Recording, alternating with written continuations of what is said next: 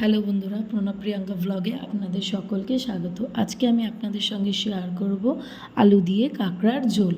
প্রথমে আমি কাঁকড়াগুলোকে কেটে ভালোভাবে ধুয়ে নুন হলুদ মাখিয়ে সেটাকে ভালোভাবে ভেজে নিয়েছি। আলু ডুমু ডুমু করে কেটে নিয়েছি, পেঁয়াজ কুচো করে নিয়েছি, রসুন আদা লঙ্কা সব একসঙ্গে দিয়ে আমি একটা পেস্ট তৈরি করে নিয়েছি। এরপর কড়াইতে তেল গরম করতে দিয়েছি, সর্ষের তেল। তেল গরম হয়ে গেলে তাতে ডুমু ডুমু করে কেটে রাখা আলুগুলো দিয়ে দিয়েছি।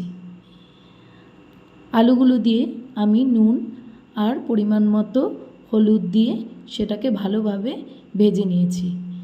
আলুগুলো লাল করে ভাজা হয়ে গেলে সেটাকে আমি একটি পাত্রে তুলে নিয়েছি।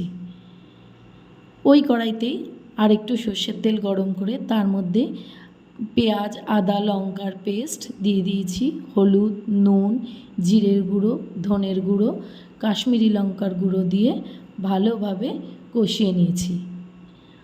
ভালোভাবে কষানো হয়ে গেলে যখন তেল ছেড়ে দেবে তখন আমি তার মধ্যে আলুগুলো দিয়ে দিয়েছি। আলুগুলো হালকাভাবে নাড়িয়ে তার মধ্যে ভেজে রাখা কাঁকড়াগুলো দিয়ে দিলাম।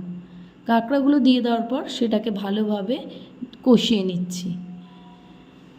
কাঁকড়া এবং আলু দিয়ে ভালোভাবে কষিয়ে নিতে হবে, যতক্ষণ না তেল ছাড়বে ততক্ষণ।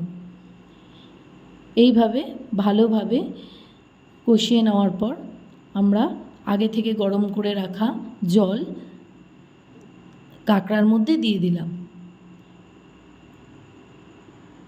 ঝোলটি যখন ফুটতে শুরু করবে দেখতে হবে আলুগুলো সিদ্ধ হয়েছে কিনা।